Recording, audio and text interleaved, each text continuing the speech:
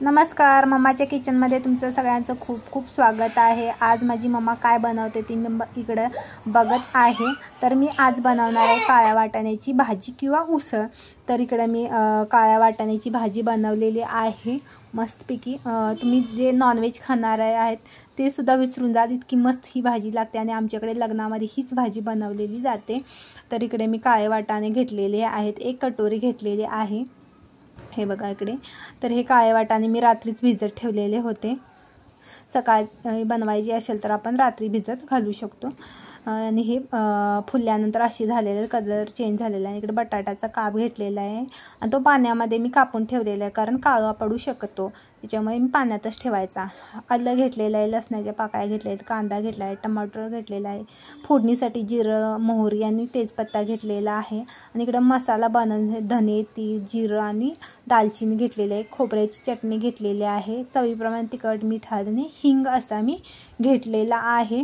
तर मी खोबऱ्याची चटणी आधीच बनवून घेतलेली होती आणि हे रात्री मी भिजत घातलेले होते वाटाणे। कलर चेंज झालेला आहे।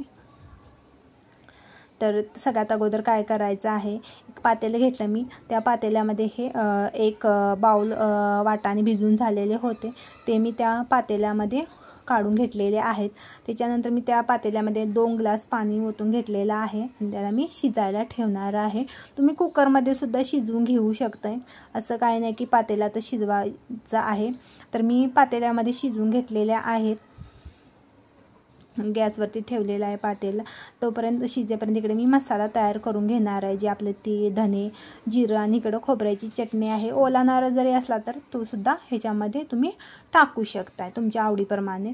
जो मी टमॅटो घेतलेला फोडणीसाठी त्याच्यातलं थोडंसं टमाटर मी इकडे मसाला बनवण्यासाठी घेतलेला आहे। असं मी मिक्सरच्या भांड्यामध्ये सगळा मसाला टाकलेला आहे, लसूण काळ्या टाकलेल्या आहेत। त्याच्यानंतर मी तो एक आल्याचा तुकडा घेतलेला तो सुद्धा मी टाकलेला आहे। तर याचं वाटण मस्तपैकी बारीक करून घ्यायचं आहे। इकडे बघू शकता असं मस्तपैकी मी वाटण करून घेतलेलं आहे, एकदम बारीक दरदरी, जशी आपण पेस्ट बनवतो अद्रक लसूणची त्याचप्रमाणे मसाला असा वाटून घ्यायचा आहे। दुसरीकडे मी तेल गरम करायला कढईत ठेवलेलं, तेल गरम झाल्यानंतर त्याच्यामध्ये मी मोहरी, जिरं आणि तेजपत्ता टाकलेला आहे आणि इकडं लसूण सुद्धा टाकलेला आहे। हा लसूण मी ठेचून टाकलेला आहे। त्याच्यानंतर मी टाकलेला आहे बारीक चॉपिंग केलेला 1 मोठा कांदा टाकलेला आहे। कांदा तेलामध्ये मस्त असा परतून घ्यायचा आहे आपण, इकडे बघू शकता। आणि त्याच्यानंतर कांदा भाजल्यानंतर काय करायचं, आपण टमॅटो टाकायचा आहे। मस्तपैकी असा कांदा टमाटर फोडणीमध्ये भाजून घ्यायचा आहे। तेल मस्तपैकी असं साईडला होऊ शकते तोपर्यंत असा परतून घ्यायचा आहे। त्याच्यानंतर आपण टाकायचा हळद, मीठ, तिखट आणि हिंग असा तेलामध्ये परतून घ्यायचा आहे व्यवस्थित।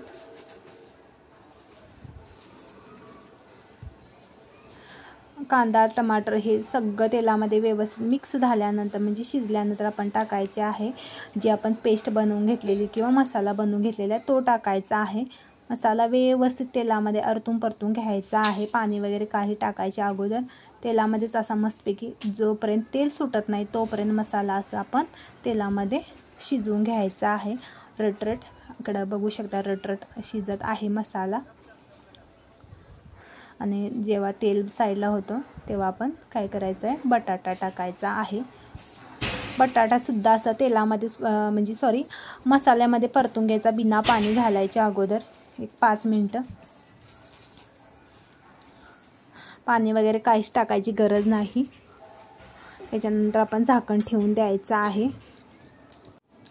असा बटाटा सुद्धा मी मसाल्यामध्ये शिजवून घेतलेला आहे आणि जे पाणी मसाल्यात होतं अगोदरच ते सुद्धा त्याच्यात होतंच। मी पाणी वगैरे काही टाकलेलं नाही आणि असं पाणी सुद्धा सुटलेलं आहे ग्रेव्ही टाईपचा। आणि एक 10 मिनिटं झाकण ठेवायचं आहे आणि झाकण काढल्यानंतर बघा किती बटाटा मस्त असा शिजलेला आहे मसाल्यामध्ये। असं आपण परतत राहायचं आहे, नंतर खाली आपण करपू शकते भाजी। त्याच्यानंतर टाकायचे आहेत आपले हे काळे वाटाणे। मस्तपैकी अशी भाजी लागते, खूप छान लागते। आमच्याकडे जेव्हा कुणाचं लग्न कार्य किंवा जो कार्यक्रम असतो त्याच्यामध्ये ही पक्का भाजी असतेच। वाटाणे आणि बटाटा व्यवस्थित मिक्स झाल्यानंतर त्याच्यामध्ये टाकायचा अर्धा ग्लास पाणी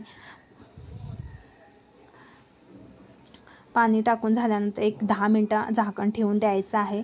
झाकण साईडला काढल्यानंतर बघा कसं पाणी वगैरे मस्तपैकी त्या मसाल्यामध्ये मुरलेलं आहे। बटाटासुद्धा व्यवस्थित मस्तपैकी शिजलेला आहे आणि आपली खाण्यासाठी भाजीसुद्धा रेडी झालेली आहे।